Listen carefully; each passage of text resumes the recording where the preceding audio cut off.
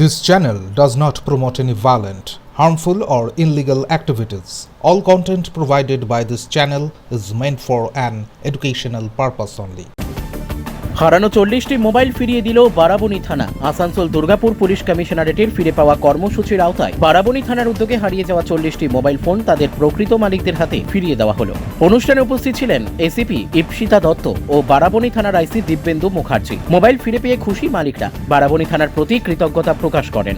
যারা সব ফ্রড করে তাদের হাতে চলে গেলে কিন্তু তারা কিন্তু সব কিছু বাদ করে নিয়ে টাকাটা আমাদের নিয়ে নেবে।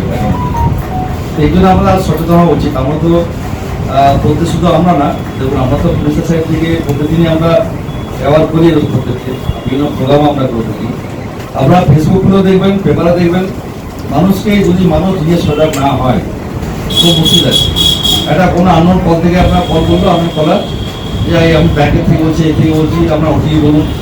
খুব ভালো ভালো লোক, শুধু আপনার না, এমন একটা শিক্ষিত লোকরা ভুল বস্তু করে না, যখন টাকাটা চলে যায় পুলিশের কাছে আসে। এবার আমরা যখন চেষ্টা করি রিকভারি করার, এবং আমাদের বারাবণী থানা পশ্চিমবঙ্গ পুলিশের আমাদের তৎপরতায় প্রচুর টাকা রিকভারি হচ্ছে, এমন না হয়নি।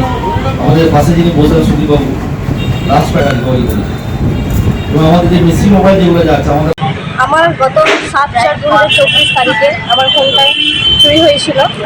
আমি তার একদিন পরে এফআইআর থানাতে করার পর এই কিছুদিন আগে আমাদের থানা থেকে জানানো হয়েছে যে আমার ফোনটা পাওয়া গেছে।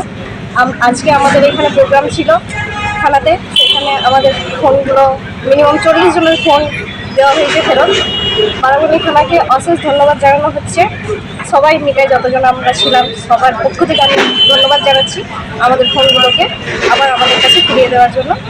আমি অনেকটাই খুশি যে আমার ফোনটা আমি আবার ফেরত, আমি আশা করিনি যে আমি পাবো বলে। ওই ফোনটাই আছে না অন্য ফোন আছে? হ্যাঁ, এই ফোনটাই আছে, এই ফোনটাই হারিয়েছিল, এটাই আছে।